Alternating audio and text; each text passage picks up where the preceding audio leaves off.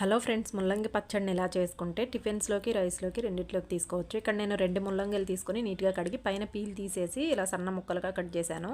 ఇప్పుడు బాండ్లీలోకి 2 టేబుల్ స్పూన్లు వేరుశనగపప్పు, 1 table spoon పచ్చిశనగపప్పు, 1 టేబుల్ స్పూన్ ధనియాలు వేసుకొని లైట్గా ఫ్రై చేసుకున్న తర్వాత కారానికి తగ్గట్టు ఎండుమిర్చిని కూడా తీసుకొని మధ్యలోకి తుంచి వేసుకొని మొత్తం బాగా ఫ్రై అయిన తర్వాత ప్లేట్లో తీసుకొని పక్కన పెట్టుకోవాలి. అదే బాండ్లీలోకి 1 టేబుల్ స్పూన్ ఆయిల్ని వేసుకొని మీడియం సైజ్ ఆనియన్ని సన్నగా కట్ చేసి వేసుకోవాలి. అలాగే మనం కట్ చేసి పెట్టుకున్న ముల్లంగి ముక్కలను కూడా వేసుకొని ఒకసారి కలిపి మూత పెట్టేసి 5 మినిట్స్ ఇలాగే మగ్గించుకోవాలి.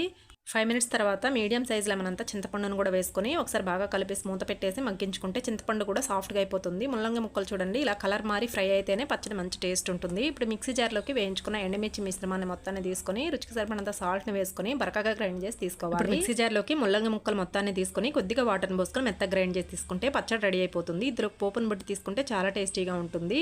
ఫుల్ వీడియో మన ఛానల్లో ఉంది, చెక్ చేయండి. నచ్చితే